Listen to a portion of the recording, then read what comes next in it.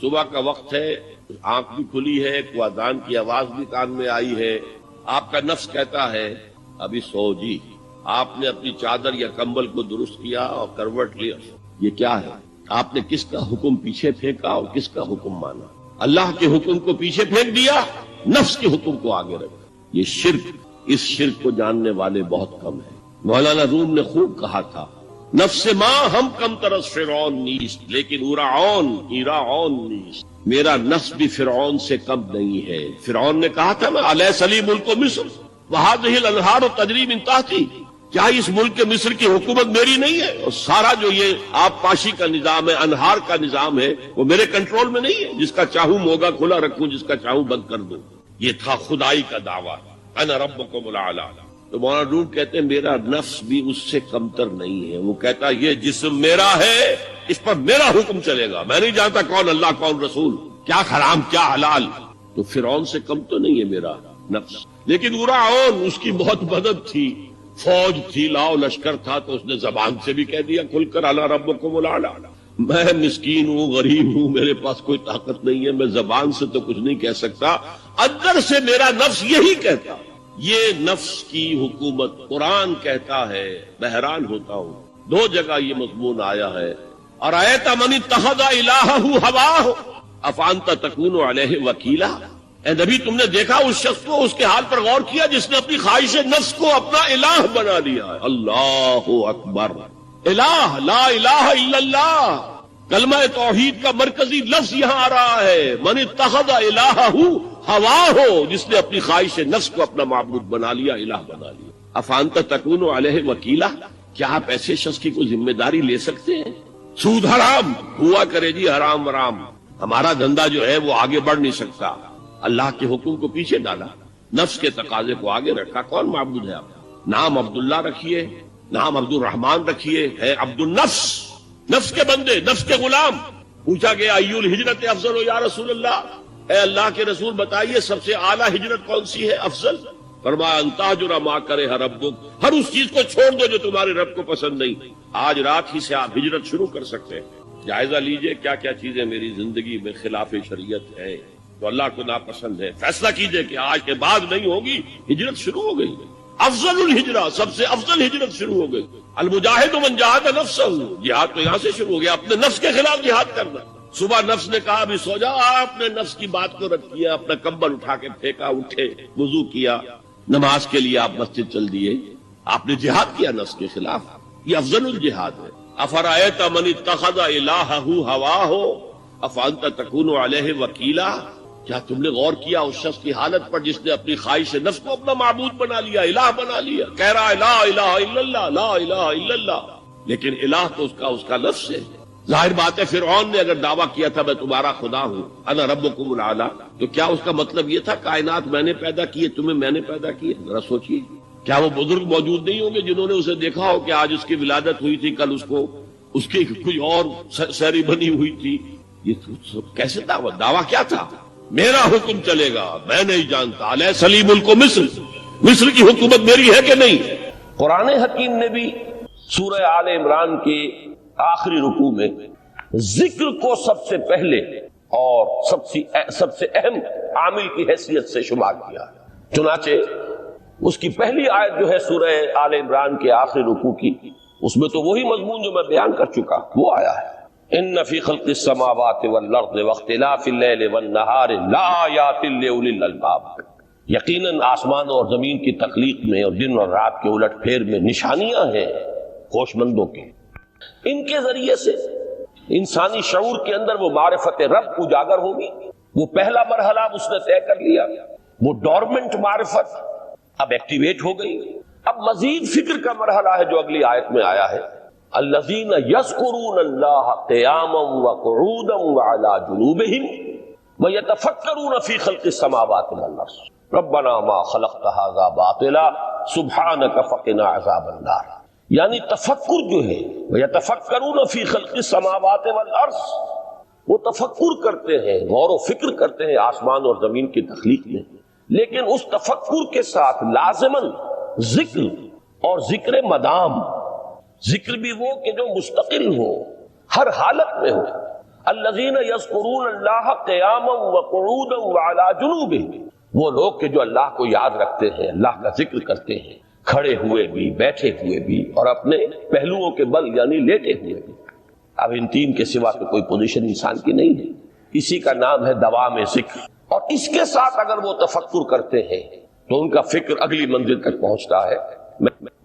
تو پہلی شے تھی فکر انسانی کی صحیح رخ پر مزید پیش قدمی اور پیش رفت، اور اس کے لیے لازم ہے ذکر و فکر کا امتزاج۔ دوسری چیز کو لیجئے عمل کی درستی۔ اس عمل کی درستی کے لیے اللہ تعالی کے ساتھ ایک گہرے تعلق کی ضرورت ہے، اس لیے کہ صبر کی بحث میں یہ مضامین شاید آپ کے سامنے آ گئے ہوں کہ صبر، جہاں مصیبت پر صبر ہوتا ہے، تکلیف پر صبر ہوتا ہے، اللہ کے احکام پر جمنا یہ بھی صبر ہے، نفس کی خواہشات کی باغ کو تھام کر رکھنا، کھینچ کر رکھنا یہ بھی صبر ہے، اور استقامت کسی شے پر قائم رہنا یہ بھی صبر ہے۔ تو عمل صحیح پر استقامت کے لیے وَاصْبِرْ وَمَا صَبْرُكَ إِلَّا بِاللَّهِ، اس صبر کی سب سے اہم جو بنیاد ہے، اس کا جو سب سے بڑا ذریعہ ہے، اس کا جو سب سے بڑا سہارا ہے، وَمَا صَبْرُكَ إِلَّا بِاللَّهِ، اس کے لیے ضرورت ہے ایک گہرے تعلق کی کہ اللہ کے ساتھ ایک ایسا تعلق برقرار رہے جو نہ صرف گہرا ہو بلکہ دائم و قائم ہو، مسلسل۔ ذرا ذہول ہوگا تعلق مع اللہ میں، ذرا کمی آئے گی، شیطان کا وار کاری ہو جائے گا۔ اسی کو حضور نے حدیث میں یوں تعبیر کیا ہے تمثیلاً کہ جو دل اللہ کی یاد سے غافل ہے اس پر، فارسی کا وہ مقولہ بھی ہے کہ خانہ خالی را دیو میں گیرت، گھر خالی رہے تو جنات اس پر دیو جو ہے آ کر قبضہ جما لیتے ہیں۔ تو خانہ قلب جو ہے اگر یاد خدا بندی سے خالی ہو گیا تو شیطان ابلیس لعین اپنی تھوتنی ٹکا دیتا ہے۔ یہ لفظ آتا ہے سور کے منہ کے لیے تھوتنی، جس طرح اس کا نکلا ہوا سا منہ ہوتا ہے آگے، تو یہ لفظ استعمال کیا گیا کہ وہ اپنی تھوتنی انسان کے دل پر جما کر اور پھوکے مارنی شروع کر دیتا ہے۔ تو شیطان کو موقع ہی تب ملتا ہے جب انسان کے تعلق مع اللہ کے اندر کمی ہو، وہ خانہ بالکل خالی ہو گیا ہو یا اتنا ضعیف ہو گیا ہو کہ کل عدم ہو جائے، گویا کہ نہیں۔ تیسری چیز کی طرف آئیے، روحانی ترقی۔ روحانی ترقی کے لیے میں ایک اصطلاح کے سامنے لا رہا ہوں، اس سے مراد کیا ہے؟ روحانی ترقی کے لیے ہماری دینی اصطلاح ہے تقرب الی اللہ، اللہ سے قریب تر ہوتے چلے جانا۔ اس پر میرا ایک کتابچہ بھی ہے، تقرب الی اللہ کے دو مدارج، دو درجے، جو در حقیقت ایک حدیث نبوی علیہ الصلوۃ والسلام ہی پر مبنی ہے کہ حضور نے ایک درجہ قرار دیا ہے تقرب بالفرائض، فرائض کے ذریعے سے انسان اللہ کا قرب حاصل کرے۔ ایک ہے تقرب بالنوافل، نوافل کے ذریعے سے اللہ کا قرب حاصل کرے۔ ان میں کیا نسبت و تناسب ہے، اہمیت کے اعتبار سے کون بڑھ کر ہے، بلندی کے اعتبار سے کون بڑھ کر ہے، یہ تمام مسائل میں نے اپنی اس تقریر میں بیان کیے تھے جو اس کتابچے میں شائع ہوئی ہے۔ اس وقت میں اس کی تفصیل میں نہیں جا رہا، صرف یہ تذکرہ اس لیے کر رہا ہوں کہ جن کو بھی خواہش ہو جائے وہ اس کا مطالعہ کرے۔ ہماری اس وقت کی گفتگو سے وہ کتابچہ اس جگہ پر منسلک ہوگا۔ تو تقرب الی اللہ، یہ تقرب کوئی فزیکل فینومینن نہیں ہے، جسمانی یا مادی مسئلہ نہیں ہے۔ اللہ سے قرب یہ نہیں ہے کہ کوئی کروڑوں میل کا فاصلہ ہے، اب ہمیں کوئی رسی پر چڑھنا ہے اوپر بڑی محنت اور مشقت سے، فصل تو ہے ہی نہیں، فاصلہ ہے ہی نہیں، بعد ہے ہی نہیں۔ نحن اقرب الیہ من حبل الورید، ہم تو انسان سے اس کی شہرگ سے بھی زیادہ قریب ہیں۔ ہوا معکم اینما کنتم، وہ تو تمہارے ساتھ ہی ہوتا ہے جہاں کہیں بھی تم ہو، بس صرف یہ کہ تمہاری توجہ نہیں ہوتی، تم اور چیزوں میں مشغول و مصروف رہتے ہو، تم ہماری طرف دھیان ہی نہیں دیتے، تم ہماری طرف متوجہ ہی نہیں ہوتے۔ ہم تو مائل بے کرم ہے، کوئی سائل ہی نہیں، راہ دکھلائیں کسے رہنوے منزل ہی نہیں۔ انسان جب متوجہ ہو جاتا ہے اور بڑھتا ہے، آگے پیش قدمی کرتا ہے روحانی اعتبار سے، تو یہ ہے در حقیقت تقرب الی اللہ، اور اسی کو ہم کہیں گے روحانی ترقی۔ اب ان تین چیزوں کو اگر آپ نے ذہن میں جما لیا، پھر میری بات کی ترتیب اس کو ذہن میں قائم کیجئے۔ ہم چلے کہاں سے کہ دین کے ساتھ اصل مناسبت فلسفے کی نہیں، حکمت کی۔ نمبر 2، حکمت قرآنی کا پہلا اور اہم ترین اور بنیادی مسئلہ معرفت رب کا حصول ہے، اس کا نتیجہ شکر خدا، اس کا ذریعہ آیات آفاقی، آیات انفسی اور سب سے بڑھ کر آیات قرآنیہ ہے جو الذکر ہے، جو تذکرہ ہے، جو ذکرہ ہے۔ لیکن اس پہلے مرحلے کو اگر کوئی انسان بفضل ہی تعالی، اللہ کے فضل و کرم سے طے کر لے، اب اس کے سامنے 3 مسئلے ہیں۔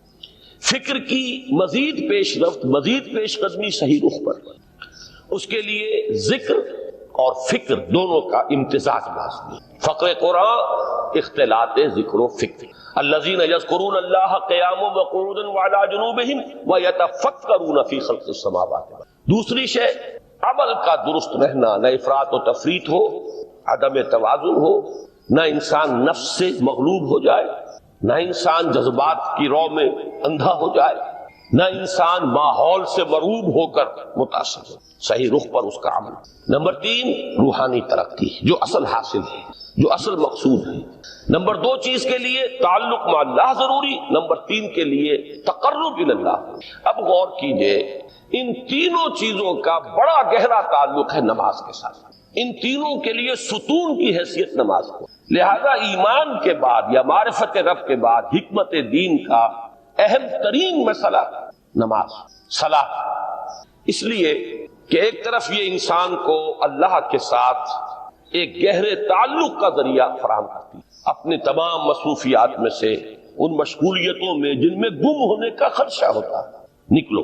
24 گھنٹے کے معمولات میں سے کم 5 مرتبہ تو لازماً نکلو اور اپنے آپ کو ذرا، اپنے حواس کو بھی، اپنی باطنی کیفیات کو بھی ذرا تازہ کرو۔ اگر کوئی گندگی، نجاست، کسی طرح کی ناپاکی کا کوئی معاملہ ہے، طہارت حاصل کرو۔ طہارت سے تمہارے اندر روح کو بھی بالیدگی ہوگی، تمہارے حواس بھی تازہ ہوں گے، تم گویا کہ بحیثیت کل تمہاری ہستی چاق و چوبند ہو جائے گی۔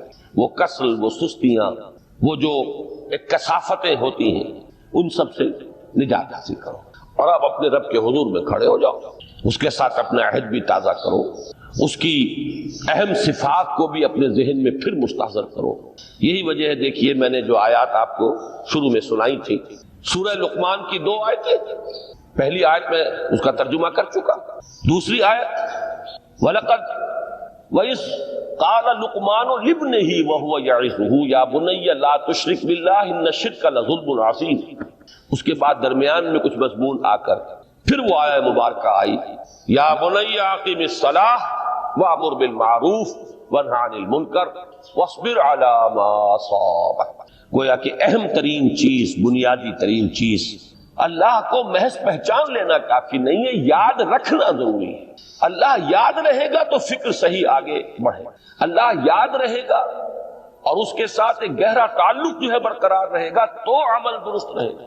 بالکل یہی بات سورہ طٰہٰ میں جو پہلی وحی حضرت موسیٰ علیہ السلام پر ہوئی، اور پہلا مخاطبہ ہے، چونکہ حضرت موسیٰ کو یہ انبیاء کرام کے مقدس گروہ میں ایک امتیازی حیثیت حاصل ہے کہ ان سے براہ راست گفتگو ہوئی ہے، اگرچہ صرف ایک پردہ تھا، اوٹ من ورائے حجاب گفتگو ہوئی ہے، لیکن یہ کہ کوئی فرشتے کا درمیانی جو ہے وہ لنک نہیں تھا، براہ راست اللہ تعالیٰ نے حضرت موسیٰ علیہ السلام سے کلام فرمایا۔ کلم اللہ موسیٰ تکلیما، موسیٰ سے تو اللہ نے کلام فرمایا جیسے کہ کلام کیا جاتا ہے۔ تو پہلا مخاطبہ ہے، یہ پہلا مکالمہ ہے، پہلی وحی کہیے، اسی میں یہ الفاظ بھی موجود ہیں، اننی انا اللہ لا الہ الا انا فاعبدنی واقم الصلاۃ لذکری۔ یہ گویا کہ حکمت قرآنی کا ایک بہت بڑا خزانہ ہے یہ آیت مبارکہ، کہ خود حضرت موسیٰ علیہ السلام کو جو ہدایت دی جا رہی ہے، میں ہوں، میں اللہ، اننی انا اللہ لا الہ الا انا، میرے سوا کوئی معبود نہیں، فاعبدنی، بس میری بندگی، میری عبادت، میری پرستش، میری محبت، اس کو اختیار کرو۔ وَأَقِمِ الصَّلَاةَ لِذِكْرِي، اور نماز کو قائم رکھو میری یاد کے لیے۔ بلکہ اسی سلسلہ کلام میں آگے چل کر سورہ طٰہٰ میں آتا ہے، کافی گفت و شنید کے بعد جب حضرت موسیٰ نے کچھ معذرت بھی کی، کچھ دعائیں بھی کی، اللہ نے ایک دعا قبول بھی کی کہ ان کے بھائی کو بھی شریک کر دیا، حضرت ہارون کو بھی۔ اس کے بعد پھر جب فرمایا کہ اب جاؤ فرعون کی طرف، تو اس میں فرمایا وَلَا تَنِيَا فِي ذِكْرِي، اور دیکھنا یہ جو عظیم مشن تمہارے کندھے پر آ گیا ہے، بڑا بھاری اور کٹھن ایک فرض ہے جو تم پر عائد ہو گیا ہے، اس کے لیے سب سے بڑی تمہارے پاس جو قوت کا ذریعہ ہے وہ نماز ہے۔ اقیم فَلَا تَنِيَا عَن ذِكْرِي، میری یاد میں کبھی غفلت نہ کرنا، اس میں کبھی کوئی کمی نہ آنے دینا۔ جیسا کہ میں نے عرض کیا تھا کہ جیسے ہی وہ تعلق جو ہے کمزور پڑتا ہے یا منقطع ہو جائے معاذ اللہ، تو پھر انسان گویا کہ شیطان کے لیے ایک لقمہ تر بن جاتا ہے۔ اب آپ غور کیجئے، تیسری شے تقرب الی اللہ، اس کے حوالے سے بھی جو فرائض اور نوافل کی بات ہے اس کو اس وقت ذہن سے نکال کر یہ سمجھیے کہ اس میں نماز کا کیا مقام ہے، اس لیے کہ نماز فرض بھی ہے، نماز نفل بھی ہے، وہ تو دونوں میں شریک ہو جائے گا۔ اب اس کو لفظ صلاۃ کے حوالے سے آپ ان دونوں چیزوں کو سمجھیں۔ صاد لام واو یا یہ چونکہ حروف علت ایک دوسرے سے بدلتے رہتے ہیں، یہ جو مادہ ہے اس کی جو خالص لغوی اصل ہے، جو خالص عربی زبان میں اس کا بنیادی مفہوم ہے، وہ آگ جلانا یا آگ تاپنا یا آگ سینکنا، حرارت حاصل۔ لہذا بار بار آتا ہے جہنم کے ذکر میں اسلوہا، اب جلو اس میں، تاپو اس کو، یہ سینکے گی تمہیں۔ بلکہ تفتلون کا لفظ آیا ہے حضرت موسیٰ کے کلام میں، جب وہ گئے تھے کوہ طور پر، جب پہنچ گئے تو تھے آگ کی تلاش میں، لعلکم تفتلون، تو اپنے اہل خانہ سے یہی کہا تھا کہ مجھے کہیں وہ روشنی نظر آ رہی ہے، غالباً کوئی وہاں سے آگ مل سکے گی، ورنہ یہ کہ کوئی رہنمائی کو رستہ مجھے مل سکے گا، میں وہ آگ لے آؤں گا، کوئی چنگاری وہاں سے لے آؤں، لعلکم تفتلون، تاکہ تم، اب یہ اصطلاح در حقیقت باب افتعال ہے، اور یہ تے یہاں پر توئے کی شکل اختیار کر گئی، تا نے توبن کی صورت اختیار کی صاد کی وجہ سے۔ بہرحال اس کا سب سے بنیادی مفہوم جو ہے وہ ہے تاپنا، سکائی حاصل کرنا، حرارت۔ اس کے حوالے سے سمجھ لیجئے کہ سب سے بنیادی تعلق اس کا جو ہے وہ روح کے ساتھ ہے۔ روح میں محبت خداوندی کی آگ اگر ٹھنڈی پڑ گئی ہو، اگر محبت خداوندی کی حرارت میں کمی ہو گئی تو اس کو اثر نو، جس کو کہ میں آج سوچ رہا تھا تو ایک لفظ ذہن میں آیا کہ جیسے بیٹری اس کو ریچارج کیا جاتا ہے، اسی طریقے سے روح کے اندر محبت خداوندی کی اس حرارت کو اثر نو تازہ کرنا، یہ ہے در حقیقت نماز کا اصل مقصد۔ اس لیے کہ اس لفظ کا بنیادی مفہوم، اصل لغوی مفہوم تو یہ، اگرچہ اس کا سب سے زیادہ کثرت سے جو استعمال ہوتا ہے، اور لفظ صلاۃ جس سے در حقیقت جس تصور پر مبنی ہے وہ ہے اقدام، کسی کی طرف متوجہ ہونا اور پھر دعا۔ صلاۃ کا سب سے قریبی مفہوم لفظی جب بیان کیا جائے گا، اس سے مراد، اس کے معنی، تو دعا اس میں اہم ترین ہے۔ کسی کی طرف توجہ کرنا، مناجات کرنا، گفتگو کرنا، مخاطبہ، مکالمہ، دعا، یہ در حقیقت صلاۃ کا سب سے بڑا اصطلاحی مفہوم ہے۔ لیکن جو اس کا مادہ ہے صاد لام واو یا صاد لام یا، اس کا اصل مفہوم جو ہے وہ تاپنا، حرارت حاصل کرنا۔ تو ان دونوں کے حوالے سے عرض کر رہا ہوں، وہ تاپنا اور حرارت حاصل کرنا وہ ہے روح کے اعتبار سے۔ وہ جو کہا اقبال نے کہ بجھی عشق کی آگ اندھیر ہے، مسلمان نہیں راہ کا ڈھیر، یہ عشق کی آگ جب بجھ جاتی ہے، در حقیقت یہی تو انسان کی روحانی موت ہے۔ جب یہ نہ رہے تو چاہے منطق میں بہت انسان ماہر ہو، مجھے اقبال کا ایک شعر یاد آیا تقابل کرتے ہوئے، ایک انسان محکوم اور ایک انسان حر، آزاد انسان، ان کی نفسیات میں جو بنیادی فرق علامہ اقبال نے مختلف مواقع پر بیان کیے ہیں۔ محکوم ہے بیگانہ اخلاص و مروت، ہر چند کے منطق کی دلیلوں میں ہے چالاک، تو منطق کی دلیلوں میں انسان چالاک ہو جائے اور وہ لغت ہائے حجازی کا وہ ایک خزانہ بن جائے، اسے تمام الفاظ کے معنی یاد ہو، وہ بڑے مسائل فقہ کے اسے ازبر ہو، جزیات، بے انتہا جزیات جو ہے وہ مستحضر ہو، فلسفے کے بڑے بڑے مسئلے اس نے حل کر لیے ہوں، لیکن اگر روح میں وہ اللہ کی محبت کی آگ نہیں ہے، وہ تپش نہیں، بجھی عشق کی آگ اندھیر ہے، مسلمان نہیں راہ کا ڈھیر۔ اسی کے حوالے سے آج مجھے یاد آیا تھا کہ وہ جو بڑی سادہ سی ایک نظم ہے، اللہ تعالیٰ سے دعا یا رب دل مسلم کو وہ زندہ تمنا دے، اس میں بھی جو الفاظ آئے ہیں، جو روح کو گرما دے اور قلب کو تڑپا. یہ ہے اصل جو مقصود ہے نماز کا. اور یہی وہ چیز ہے جیسا کہ میں نے عرض کیا تھا کہ نگاہوں سے اوجھل. یہ پہلو سامنے ہے ہی نہیں. دوسرا پہلو سامنے ہے اور وہ بھی میرے نزدیک بہت اہم ہے, بہت بنیادی ہے, اس میں کوئی شک نہیں. لیکن یہ ہے بلند ترین منزل کہ تقرب الی اللہ. اس کے لیے در حقیقت یہ کس لیے درکار ہے؟ روح کے اندر عشق کی حرارت اور گرمی تازہ ہوتا ہے. بسا اوقات یہ اندر دب جاتی ہے, جیسے انگارہ ہوتا ہے آگ کا, اس کے اوپر خاک اور راکھ آ جاتی ہے, اندر کچھ ہوتی ہے. آگ دبی ہوئی سمجھ, آگ بجھی ہوئی نہ جان. اس دبی ہوئی آگ کو پھر ایک شعلہ بنانا, پھر اس کے اندر ایک حیات تازہ پیدا کرنا, یہ ہے نماز کا اہم ترین اور بلند ترین مقصد. لیکن اس کے ساتھ ہی اس نماز میں ذکر ہونا, اس کا یہ ذکر ہے. اور ذکر کی جب میں فہرست بیان کیا کرتا ہوں, بہت سے حضرات کے سامنے ہوگا کہ ذکر کا در حقیقت مفہوم ہے استحضار اللہ فی القلب. ہمارے ہاں غلطی سے جو ذرائع ذکر ہے انہیں ذکر قرار دے دیا گیا ہے. نماز ذکر نہیں ہے, نماز ذکر کا ذریعہ ہے. اقیم الصلاۃ لذکری, نماز قائم کرو میرے ذکر کے لیے. یہ اللہ اللہ کہنا یا ادعیہ معصورہ جو حضور صلی اللہ علیہ وسلم کی مسنون دعائیں ہیں, انہیں اپنے تمام معمولات دنیاوی کے ساتھ ساتھ ان دعاؤں کو بھی انسان پڑھتا رہے, اللہ سے دعا کرتا رہے. یہ تمام ذرائع ذکر ہیں. سبحان اللہ الحمدللہ الحمدللہ, اس کا آپ ورد کیجئے, یہ بھی ذریعہ ذکر ہے. حقیقت میں ذکر ہے استحضار اللہ فی القلب, اللہ کو دل میں لے آنا, اللہ کو دل میں حاضر کر لینا. اصل میں تو ترجمہ ہوگا, لیکن حاضر جاننا, یہ کیفیت جو ہے انسان کو حاصل ہوگا.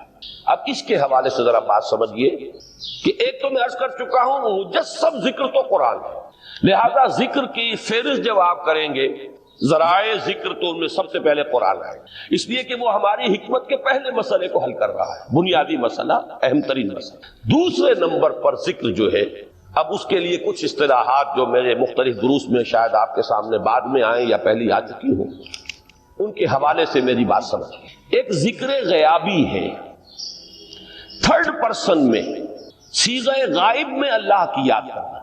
اللہ اکبر اللہ اکبر اللہ اکبر. ابھی اللہ اکبر جو ہے یہ جملہ اسمیہ خبریہ ہے, ایک حقیقت کی تکرار آپ کر رہے ہیں, اللہ سب سے بڑا ہے, اللہ سب سے بڑا ہے. سبحان اللہ سبحان اللہ سبحان اللہ, یہ در حقیقت ذکر غیابی ہے کہ آپ اس میں مخاطب نہیں ہے اللہ سے. ایک ذکر خطابی کہیں یا ذکر حضوری کہیں, جس میں مکالمہ ہوتا ہے, جس میں گفتگو ہوتی ہے. تو نماز در حقیقت ذکر حضوری اور ذکر خطابی کی بلند ترین شکل. اس لیے میں نے عرض کیا تھا کہ نماز کے لفظ یا صلاۃ کے لفظ, یہ اصطلاحی معنی جو اکثر و بیشتر کیے جاتے ہیں, وہ ہے دعا. اور دعا میں ہوتا کیا ہے؟ مکالمہ ہے, مخاطب, اے اللہ, اے میرے رب, اے پروردگار. پھر یہ کہ اس میں اقدام اور کسی کی طرف متوجہ ہونا. یہی وجہ ہے کہ افتتاح صلاۃ, نماز کو شروع کرنے کے لیے, ایک تو وہ الفاظ جو قرآن مجید میں آئے ہیں, انی وجہت وجہی للذی فطر السماوات والارض حنیفا وما انا من المشرکین. یہ ہے توجہ کا ارتکاز, بشرطے کہ یہ صرف الفاظ ہی نہ نکل رہے ہوں, واقعتاً یہ تعبیر ہو اس وقت کی انسان کی نفسیاتی کیفیت کی, کہ شعوری طور پر وہ فیصلہ کرتا ہے کہ اب میں منقطع ہو رہا ہوں, ہر چہار طرف سے اپنی توجہ کو ہٹا کر, ہر مسئلے سے اپنے آپ کو خالی ذہن کر کے, یعنی ظاہری اور باطنی دونوں اعتبار سے میں اپنی توجہ کا ارتکاز کر رہا ہوں اس ذات کی طرف جس نے آسمانوں اور زمین کو پیدا کیا, اور بالکل یکسو ہو کر رہا ہوں. انی وجہت وجہی للذی فطر السماوات والارض حنیفا وما انا من المشرکین. اور دوسری وہ جو دعا جس سے ہم افتتاح کرتے ہیں اپنی نماز کا, دیکھیں اس میں خطاب کا کس قدر اہتمام.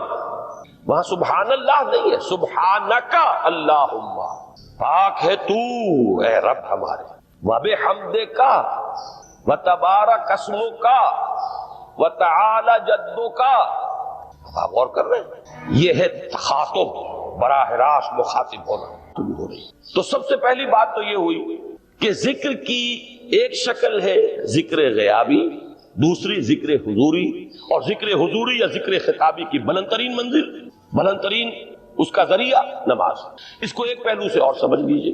سورہ فاتحہ جب پھر ہم پڑھتے ہیں جسے الصلاۃ کہا گیا ہے، جو لب لباب ہے، خلاصہ ہے، اس میں پھر تدریجاً غیاب سے حضور کی طرف پیش قدمی ہوتی ہے. الحمدللہ رب العالمین الرحمن الرحیم مالک یوم الدین. یہ ذکر غیابی ہے، اس میں ابھی خطاب نہیں آیا. یہ وہی جملہ اسمیہ ہے. کل تعریف اس اللہ کے لیے ہے جو تمام جہانوں کا پروردگار ہے، مالک ہے، جو رحمان ہے، رحیم ہے، جزا و سزا کے دن کا مختار و مالک ہے. اب یہ غیاب سے حضور کی طرف ایاک نعبد و ایاک نستعین اہدنا الصراط المستقیم. یہ ہے وہ. اب پہلے ایک معاہدہ ہے، ایک اقرار ہے، اعتراف ہے، وعدہ ہے، اور پھر دعا ہے، استدعا ہے کہ حضور نے فرمایا، یقول اللہ تعالی، اللہ یہ فرماتا ہے. اسی لیے اس کو حدیث قدسی کہیں گے. قسمت الصلاۃ بینی و بین عبدی نصفین. میں نے نماز کو اپنے اور اپنے بندے کے مابین آدھا آدھا تقسیم کر دیا. اب یہاں تک تو جملہ ہے اللہ کا، یہ ہے حدیث قدسی. اب آگے جو ہے نریشن اس کی جو ہے حضور صلی اللہ علیہ وسلم کی جانب سے ہے، یعنی خبر دے رہے ہیں اللہ کی طرف سے ہی. ویسے تو تمام احادیث ہی گویا کہ ہم سمجھتے ہیں انسپائرڈ تو اللہ کی طرف سے ہی، لیکن یہ کہ جہاں صراحت ہو کہ اللہ کہتا ہے وہ حدیث قدسی. تو یقول اللہ تعالی قسمت الصلاۃ بینی و بین عبدی نصفین، یہاں تک تو حدیث قدسی. اب دوسری عام حدیث ہے، اذا قال العبد الحمد للہ رب العالمین یقول اللہ تعالی حمدنی عبدی. جب بندہ کہتا ہے الحمدللہ رب العالمین، پروردگار کہتا ہے میرے بندے نے میری حمد کی. جب بندہ کہتا ہے الرحمن الرحیم، پروردگار فرماتا ہے ثنا علی عبدی، میرے بندے نے میری ثنا کی، بڑی تعریف کی. جب بندہ کہتا ہے مالک یوم الدین، اللہ فرماتا ہے مجدنی عبدی، میرے بندے نے میری بڑی بزرگی بیان کی ہے، تمجید کی ہے. پھر جب بندہ کہتا ہے ایاک نعبد و ایاک نستعین، اللہ فرماتا ہے ھذا ما بینی و بین عبدی ولعبدی ما سأل. یہ ہے میرے اور میرے بندے کے درمیان. یہ تو معاہدہ ہے نا. معاہدے میں تو دو فریق جکڑے جاتے ہیں، بند جاتے ہیں. یہ میرے اور میرے بندے کے درمیان ہے، اور میرے بندے نے جو طلب کیا میں نے دیا. اس لیے کہ اس میں طلب بھی تو ہے، ایاک نستعین، تیری مدد چاہتے ہیں، یہ طلب ہے. اسی کی شرح ہے جو اب آخری 3 آیتیں ہیں. پروردگار ہم تیری مدد چاہتے ہیں، پروردگار ہم تیری ہی بندگی کرتے ہیں اور کریں گے، اور تیری ہی مدد چاہتے ہیں، چاہیں گے. اگر حال میں اس کا ترجمہ کریں گے زمانہ حال کے اعتبار سے، اس لیے کہ فعل مضارع میں تو دونوں موجود ہیں، شامل ہیں، تو یہ ایک اعتراف ہے، اظہار حال ہے. اللہ کرے کہ وہ واقعتاً صحیح اظہار حال ہو، ہم واقعی اللہ کی بندگی کرتے ہوئے یہ کہیں کہ ایاک نعبد. ورنہ اگر ہماری اصل صورتحال سے وہ مطابقت نہ رکھتا ہو تو پھر تو ایک طرح کا جھوٹ ہو جائے گا، غلط بیانی ہو جائے گا. ایاک نعبد، تیری ہی بندگی کرتے ہیں، اور مستقبل میں کیجئے، کریں گے، یہ ہے عہد. تیری ہی مدد چاہتے ہیں، تجھی سے مدد طلب کرتے ہیں، تجھی سے مدد چاہتے رہیں گے. اس کے لیے فرمایا وَلِعَبْدِ مَا سَأَلَ. اور پھر اس کے بعد وہ استدعا ہے اهدنا الصراط المستقیم صراط الذین انعمت علیہم غیر المغضوب علیہم ولا الضالین. اس حدیث میں اس کو ایک ہی جملے کو لیا گیا ہے، ایک ہی جملے کی حیثیت سے. جب بندہ یہ کہتا ہے تو اللہ فرماتا ہے ھذا لعبدی ولعبدی ما سأل، یہ خالص میرے بندے کے لیے ہے. اس بندے نے ایک درخواست پیش کی ہے اور میں نے گرانٹ کی، وہ اپلیکیشن، وہ ریکویسٹ گرانٹڈ، ہم نے دے دی. ولعبدی ما سأل، یہ ہے اس کی تاثیر کا عالم. بشرطے کے معاملہ وہ شعور کے ساتھ، بشرطے کے مطابقت ہو ظاہر اور باطن کی، بشرطے کے مطابقت ہو قول اور فعل کی. تو اس کا اتنا اونچا مقام ہے کہ ایک ایک جملہ ادھر ادا ہوا، ادھر اللہ کی طرف سے ریسپانس مل رہی ہے. افلاک سے آتا ہے نالوں کا جواب آخر، اٹھتے ہیں حجاب آخر، کرتے ہیں خطاب آخر. اشہد ان